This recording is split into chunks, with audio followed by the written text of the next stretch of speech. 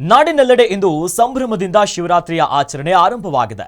ರಾಜ್ಯದ ಹಾಗೂ ದೇಶದ ವಿವಿಧ ಶಿವನ ದೇವಸ್ಥಾನಗಳಲ್ಲಿ ಬೆಳಿಗ್ಗೆಯಿಂದಲೇ ಪೂಜೆ ಪುನಸ್ಕಾರಗಳು ಆರಂಭವಾಗಿದ್ದು, ಎಲ್ಲ ಶಿವ ಮಂದಿರ ದೇವಸ್ಥಾನಗಳಲ್ಲಿ ಬೆಳಿಗ್ಗೆಯಿಂದಲೇ ಸರದಿ ಸಾಲಿನಲ್ಲಿ ದರ್ಶನವನ್ನ ಪಡೆಯಲು ಭಕ್ತರ ದಂಡು ತುಂಬಿ ತುಳುಕ್ತಾ ಇದೆ. ಇನ್ನು ಶಿವರಾತ್ರಿಯ ಪ್ರಯುಕ್ತ ಬೆಂಗಳೂರಿನಲ್ಲಿ ಶಿವನ ದೇವಸ್ಥಾನಗಳಲ್ಲಿ ಬೆಳಿಗ್ಗೆಯಿಂದಲೇ ವಿಶೇಷ ಪೂಜೆಗಳು ಆರಂಭಗೊಂಡಿದೆ. ನಗರದ ಕಾಡುಮಲ್ಲೇಶ್ವರ ಗವಿಗಂಗಾಧರೇಶ್ವರ ದೇವಸ್ಥಾನದಲ್ಲಿ ವಿಶೇಷ ಪೂಜೆಯನ್ನ ನಡೆಸಲಾಗುತ್ತಿದೆ.